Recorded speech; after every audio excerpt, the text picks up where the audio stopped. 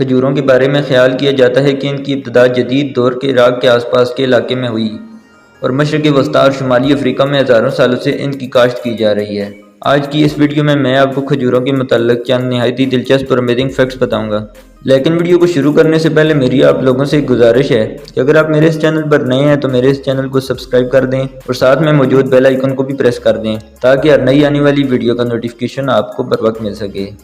Viewers, کھجوریں غذائی ریشہ، قدرتی شکر، پوٹاشیم، میگنیشیم اور وٹامن B6 سمیت مختلف وٹامنز اور معدنیات کا ایک اچھا ذریعہ ہے۔ ان کی قدرتی چینی کی مقدار کی وجہ سے کھجور کو اکثر توانائی کے فوری ذریعہ کے طور پر استعمال کیا جاتا ہے۔ وہ توانائی کی بھرمار فراہم کر سکتی ہیں۔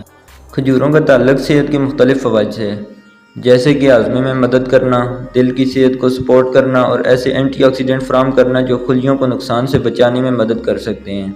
کھجوریں اکثر ترکیبوں میں قدرتی مٹھاس کے طور پر استعمال ہوتی ہیں، خاص طور پر پودوں پر مبنی یا ویگن غذا میں۔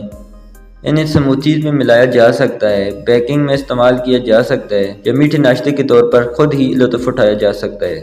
کھجوریں ورسٹائل ہیں اور میٹھی اور لذیذ دونوں پکوانوں میں استعمال کی جا سکتی ہیں۔ وہ گری دار میوے، پنیر یا دیگر اجزاء کے ساتھ بھرے جا سکتی ہیں۔ کھجور کے درخت خشک آب و ہوا کے لیے موزوں ہیں اور صحرائی علاقوں میں پروان چڑھ سکتے ہیں۔ انہیں پھل پیدا کرنے کے لیے ایک طویل گرم اگنے کا موسم درکار ہوتا ہے۔ کھجور کی بے شمار اقسام ہیں، ہر ایک کا اپنا ذائقہ، ساخت اور رنگ ہے۔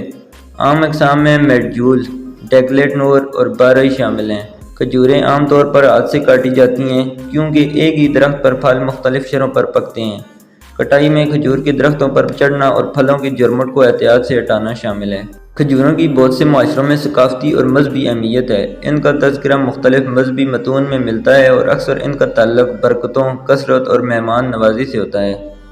یاد رکھیں کہ کھجور مختلف غذائی فوائد پیش کرتی ہے، لیکن ان میں قدرتی شکر نسبتاً زیادہ ہوتی ہے، اس لیے متوازن غذا کے حصے کے طور پر ان کا اعتدال میں استعمال کرنا اچھا خیال ہے۔ امید کرتا ہوں آپ کو ویڈیو پسند آئی ہوگی۔ اگر ویڈیو پسند آئی ہو تو اس ویڈیو کو لائک کر دیں اور چینل کو سبسکرائب کر دیں۔ Thanks for watching.